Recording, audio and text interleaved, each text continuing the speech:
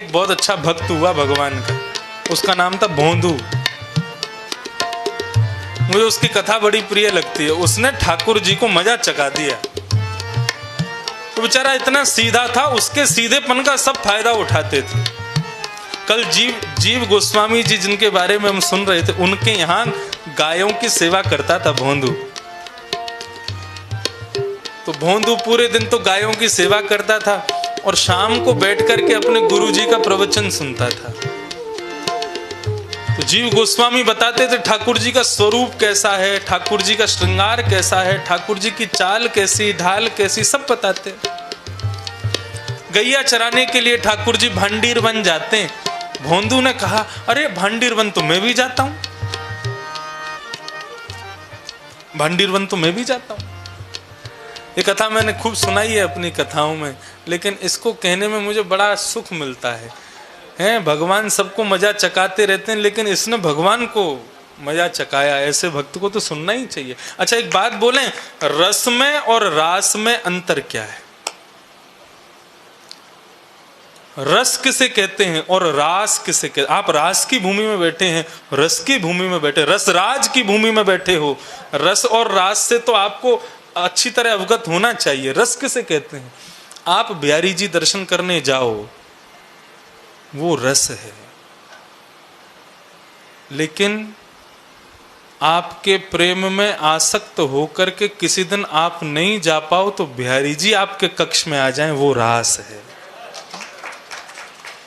भक्त भगवत आधीन है, वो रस है। लेकिन उस भक्त के अधीन भगवान हो जाएं, वो रास है। अभी आप कथा सुनने के लिए बैठे हो, किसी ने पूछा क्यों सुनते हो? रस आता है। लेकिन किसी दिन भगवान आपको सुनने के लिए, श्री राधा रमन लाल आपको सुनने के लिए आपके सामने थोड़ी पर हाथ रख के बैठ जाएं, वही रास है। हम चाहे सूरदास के बारे में सुने, चाहे मीराबाई के बारे में सुने, चाहे कुंभनदास के बारे में सुने, ये सब रस के उपासक नहीं हैं। ये सब रस में अवस्थित नहीं थे, ये सब रास में अवस्थित थे। सूरदास जी जब गाते थे ना, तो श्याम सुंदर सामने बैठ के सुनते थे। कल मैं कथा सुना रहा था, पूरी नहीं कर पाया था, कि श्रीनाथ जी जब गोवर्धन में विराजते थे, सूरदास जी की कुटिया वहीं थी, चंद्र सरोवर के पास ही। तो सूरदास जी का गाने का समय क्या होता था?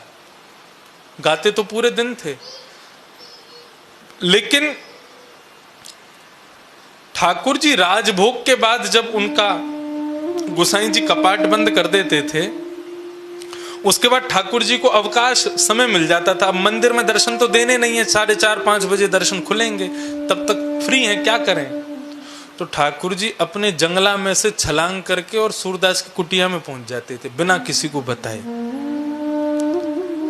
श्रीनाथ जी की कल मैं कह रहा, उन्होंने बड़ी लीलाएं की हैं इस ब्रज में।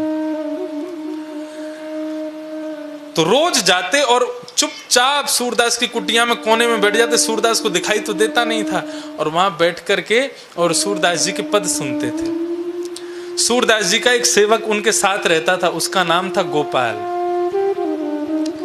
तो सूरदास जी कई काम खुद नहीं कर पाते थे, तो गोपाल से करवाते थे। तो एक बार सूरदास जी भोजन कर रहे थे, भोजन करते करते करते उन्होंने गोपाल कहीं उठ करके चला गया। उसने खेलते हुए बच्चे देख लिए, तो उसका मन ललचाया, तो वहां चला गया। वो सूरदास जी भोजन कर रहे हैं, तब तक मैं खेलाता हूं। अब कोई कवल गलती से सूरदास जी के गले में अटक गया, तभी वहां पर श्रीनाथ जी का आगमन हो गया। श्रीनाथ जी आकर के बैठ गए, बोले ये भोजन करेंगे, उसके बाद पद सुनाएंगे।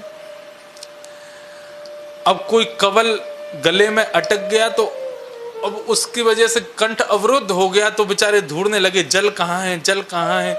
तो बोल भी नहीं पा रहे थे, गोपाल जल दे दो, गोपाल जल दे दो, गोपाल जल दे दो, मुख से आवाज नहीं निकल रही थी। तभी वहां ठाकुर जी ने देखा, बोले कि अरे इनके गले में कोई दाना अटक गया है और बेचारे जल मांग रहे हैं।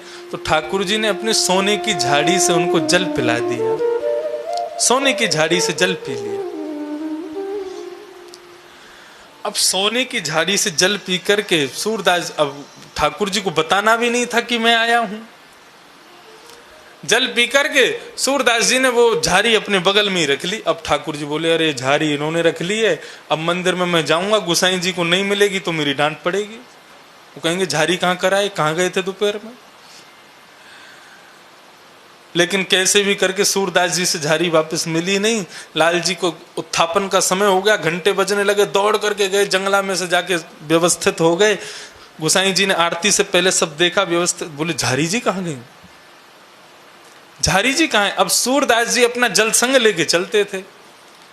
शाम को कीर्तन गाने के लिए सूरदास जी आ रहे थे तो उसी झारी में जल भर के और आए और आकर के अपनी पेटी खोल करके जल बगल में रख करके और जैसे राग गाने लगे। गोसाई जी वैसे ही चिंतित थे, झारी जी मिल नहीं रही थी, नई झारी जी व्यवस्थित कर दी थी। तभी उनकी दृष्टि पड़ी, बोले सूरदास के पास में स्वर्ण की झारी ये तो ठाकुर जी की है। सूरदास जी के पास गए, सूरदास, बोले जी गोसाई जी ये तुम झारी किसकी लाए हो। बोले ये हमारी है।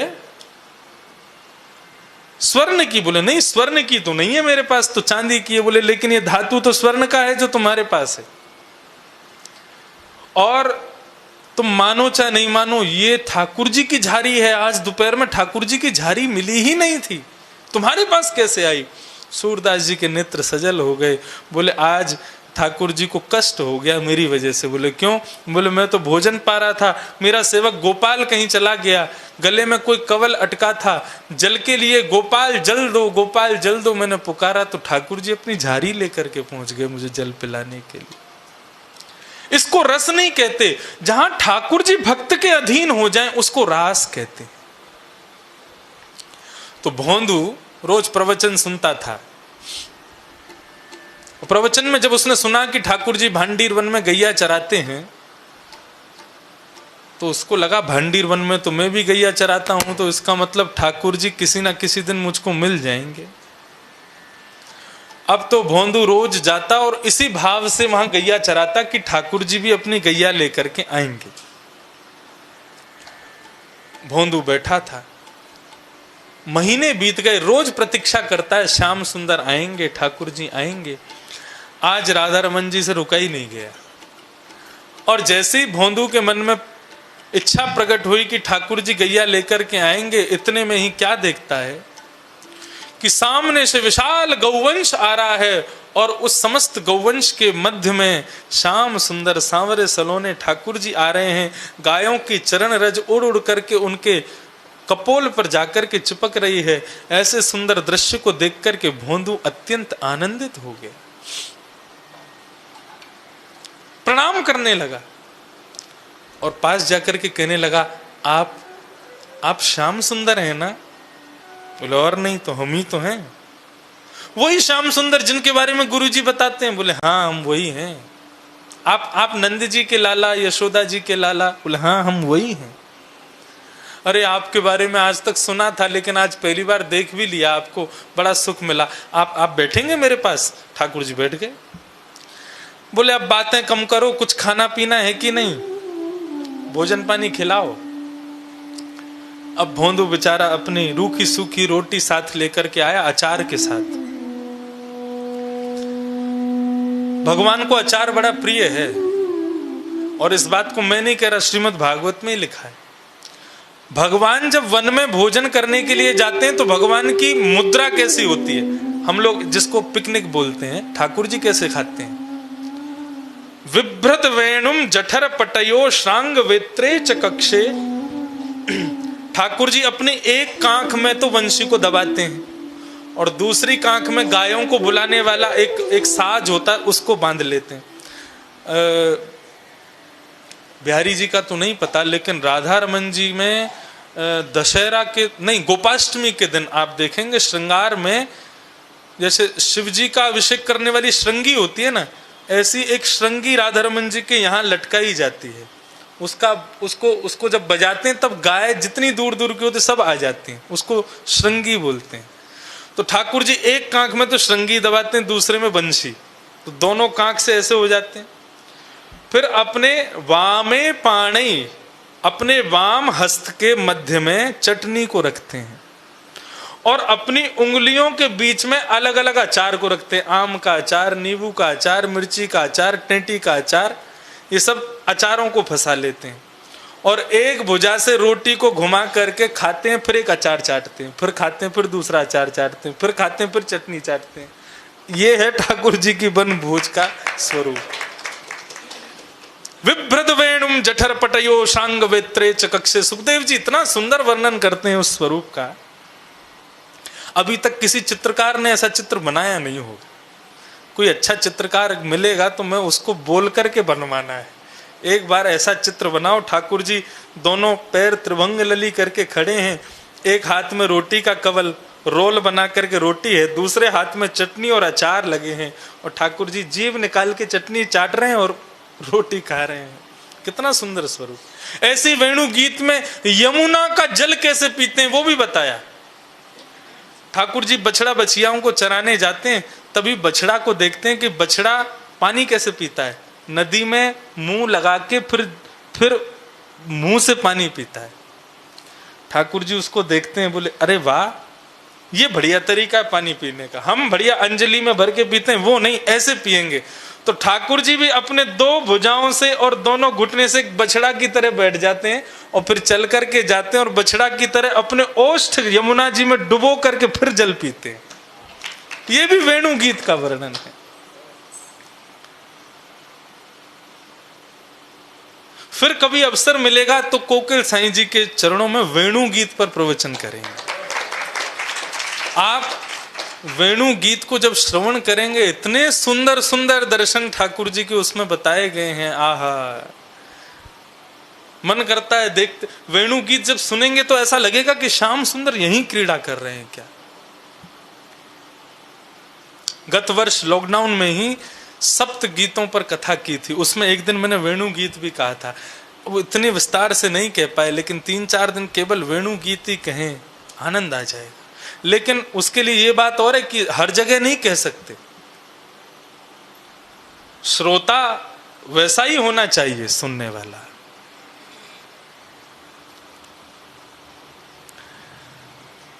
तो भोंदू भगवान के बगल में बैठा रूखी सूखी रोटी निकाल करके ठाकुर जी को देता। ठाकुर जी खाते खाते कहते हैं, बोले भोंदू कल से ना और बढ़िया बढ़िया सामग्री लाना, हमको बहुत भूख लगती है।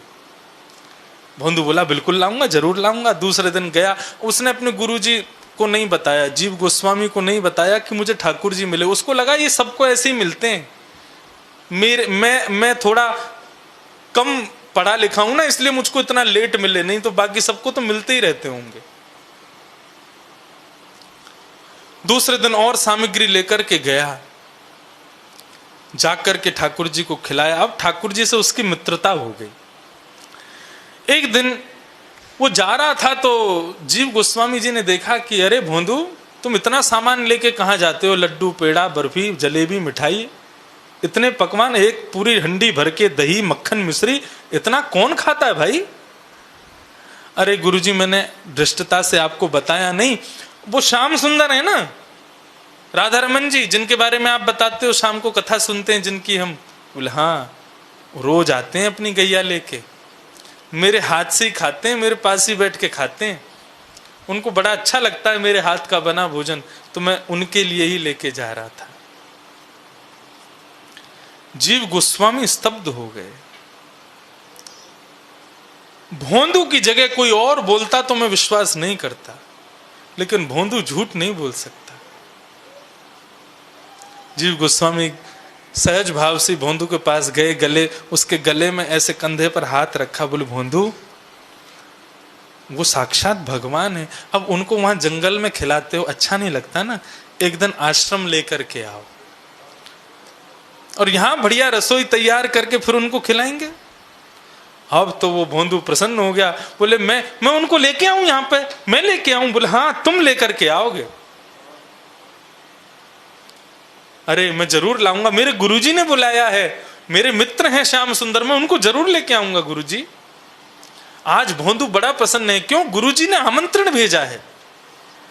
भोंदू आज इंतजार कर रहा है, प्रतीक्षा कर रहा है, आते ही कन्हैया को बताऊंगा मेरे गुरुजी ने बुलाया है। जिन गुरुजी ने तुम्हारा स्वरूप बताया, वो तुमसे मिलने के लिए उन्होंने मुझको आज्ञा की है। ठाकुर जी आए, आकर के बैठे, बोले लाओ भोंदू, भोजन आदि खोलो। भोंदू ने भोजन तैयार करके सब दे दिया, ठाकुर जी पाओ। बोले श्याम सुंदर, एक बात कहनी है। बोले बताओ। हमारे गुरुजी हैं ना जीव गोस्वामी, बोले हाँ, जिनके हम रहते हैं, जिनसे आपके बारे में सुना, आपके रूप के बारे में सुना, उन गुरुजी ने आपको बुलाया है, हमारे यहां भोजन पर बुलाया है। ठाकुर जी भोजन करते करते रुक गए, बोले भोंदू देख, मैं तेरो मित्र हूं, तू मेरो मित्र है, हम दोनों को प्रेम परस्पर है, हमारे बीच में ये गुरुजी फुरुजी नहीं आनी चाहिए। तू मुझसे मिलवे आवे, मैं तो से मिलवे आऊं, मेरो तेरो प्रेम है, गुरुजी को बीच में मत ला।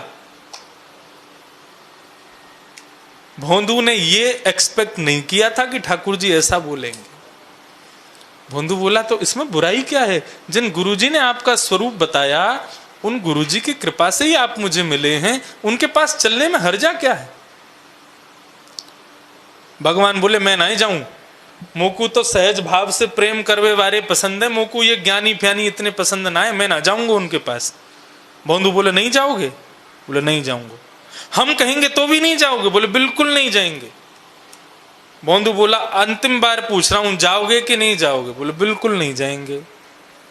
भोंदू ने सारा भोजन पकड़ करके और समेट करके रखना शुरू कर दिया। बोले जाओ, आज से हमारी तो, और सुनो ये हाथ में जो तुम्हारी रोटी है इसको भी दो, मत खाओ, जाओ। भगवान बोले वो तो खाने दे। बोले बिल्कुल नहीं मिलेगा। मेरे गुरुजी के पास चलोगे कि नहीं? बोले नहीं जाएंगे। बोले तो फिर जाओ, हमारे पास भी आने की जरूरत नहीं है, उठो जाओ यहां से, और अपनी गैयाओं को भी लेके जाओ, आज के बाद भांडीर वन में दिख मत जाना मेरे को। ठाकुर जी पे चिल्लाने लगा। सारी सामग्री उसने व्यवस्थित कर ली। ठाकुर जी ऐसे जैसे कोई मुंह उतर गया ठाकुर जी का, जैसे कोई छोटा सा बालक कहीं जाने की जिद करे और मां मना कर दे तो उसका मुंह कैसे लटक जाता है, ऐसे ठाकुर जी उसकी प्रत्येक प्रक्रिया देख रहे हैं। भोंदू रुकना, अरे भोंदू सुनना, बोल बात मत करो हमसे, दूर रहो। मेरे गुरुजी की अवहेलना करने वाला कोई भी हो, मैं दूर रहूंगा उससे। कल से या तो तुम यहां मत आना या फिर मैं आना बंद कर दूंगा। अब से हमको अपना ये जो ये सुंदर सा चेहरा बना के आते हो ना, ये दिखाना नहीं कल से मेरे को। भोंदू ने इतनी फटकार लगाई, ठाकुर जी सहम गए। अरे भोंदू बात तो सुन। बोले कुछ नहीं सुनना, हाँ या ना, आओगे या नहीं आओगे? बोले नहीं आऊंगा। बोले ठीक है तो फिर जाओ। भोंदू अपनी सारी गैयाओं को समेट करके सबको ले आया। बोले मैं जा रहा हूं यहां से। थोड़ी देर बाद आया, बोले मैं क्यों जाऊं, तुम जाओ यहां से, जाओ। ठाकुर जी का और उसका ऐसा विनोद होने लगा।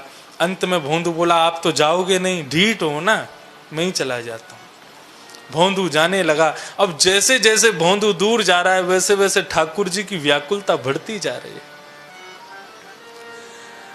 देखते ही देखते ठाकुर जी के नेत्र सजल हो गए, जोर जोर से चिल्लाने लगे, लेकिन भोंदू पीछे मुड़कर के भी नहीं देख रहा। उसके सहज भाव से रोटी खिलाना, उसके सहज भाव से ठाकुर जी के बगल में बैठना, ठाकुर जी के चरणों को दबाना, ठाकुर जी के चरणों में लगी रज को साफ करना, सब याद आ रहा है राधा रमन जी को। और कह रहे हैं कल से कौन करेगा ये सब। थोड़ी दूर जाते ही जैसे ही भोंदू दिखना बंद हो गया, राधा रमन जी से मानो जैसे कोई तीनों लोक का साम्राज्य छीन रहा हो। अपने स्थान से दौड़े हैं श्याम सुंदर, और दौड़ करके गए और जाकर के भोंदू को अपने हृदय से लगा लिया। बोले तू जो कहेगा सो करेंगे, लेकिन तू हमसे दूर मत जा भोंदू।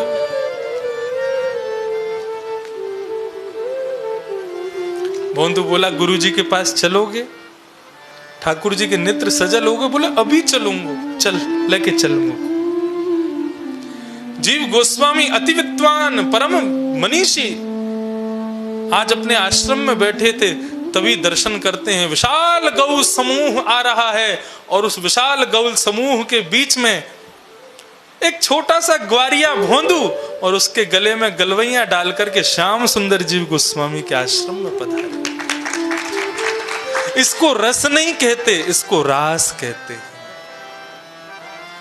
जहां कोई साम्राज्य छूट रहा था क्या भगवान का? वे तीनों लोगों के अधिपति हैं, वे तो, उनको एक छोटे से ग्वारिया से क्या मतलब?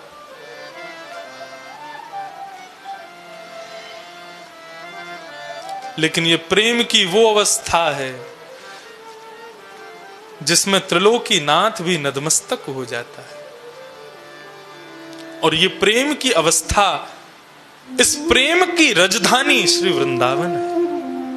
ऐसा प्रेम केवल इसी स्थान पर प्रकट हो सकता है, पूरे विश्व में कहीं नहीं हो सकता। कौन पावे आको पार, अरे कौन पावे आको पार। ओ भैया प्रेम ने दिया की सदा उल्टी बहे धार। कौन पावे आको पार, प्रेम नदिया की सदा उल्टी बहे धार। कौन पावे आको पार, प्रेम ने दिया की सदा उल्टी बहे धार। कौन पावे आको पार, प्रेम नदिया की सदा उल्टी बहे धार। ओ देखो मैं सुनाऊं एक बात में, देखो मैं सुनाऊं एक बात में, देखो मैं सुनाऊं एक बात में। देखो मैं सुनाऊं एक बात में।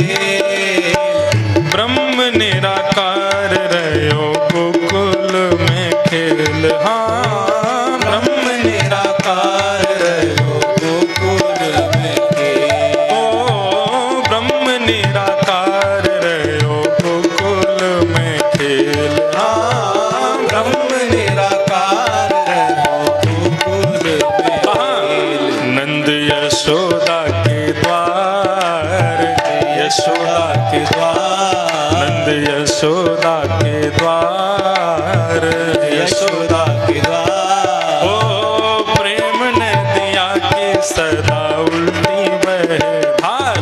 कौन पावे आको पार, प्रेम ने दिया कि सदा उल्टी बहे धार। कौन पावे आको पार, प्रेम ने दिया कि सदा उल्टी बहे धार। कौन पावे आको पार, प्रेम नदिया की सदा उल्टी बहे धार। प्रेम को प्रमुख यही वृंदावन धाम, प्रेम को प्रमुख यही वृंदावन धाम। मास्क लगने का मतलब ये नहीं है कि हम शांत बैठे। मास्क लगने का मतलब है मुंह तो बंद है, मुंह दिखेगा नहीं, लेकिन अंतर्मुखी होकर के खूब भजन करना है। तो आर्तनाद से गाइए, ब्रह्मनाद से गाइए। ओ प्रेम को प्रमुख यही वृंदावन धाम, प्रेम को प्रमुख यही वृंदावन धाम। प्रेम ही ते पायो श्याम रसिया ने नाम, हाँ प्रेम ही दिखायो श्याम रसिया। मुझे कल बताया गया हमारे साईं अम्मा, जब विभाजन हुआ भारत पाकिस्तान का तो सीधे वृंदावन आ गए। कहीं और क्यों नहीं गए? कईयों ने कहा बरसाना में चले जाएं, राधा रानी के प्रति खूब निष्ठा आपकी।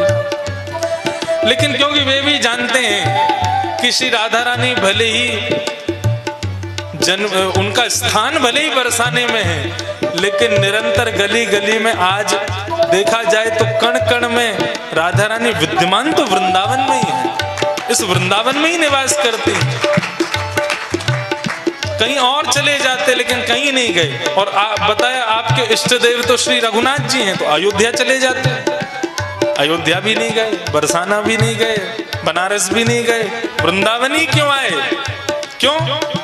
प्रेम को प्रमुख यही वृंदावन धाम, प्रेम को प्रमुख वृंदावन धाम। हो प्रेम ही ते पायो श्याम रसिया ने नाम, हाँ प्रेम ही दिखायो श्याम रसिया। अच्छा, बहुत विशेष बात, इस पूरी पंक्ति की सबसे बड़ी बात, ये जो प्रेम की बात है, इसको कौन नहीं समझ पाते।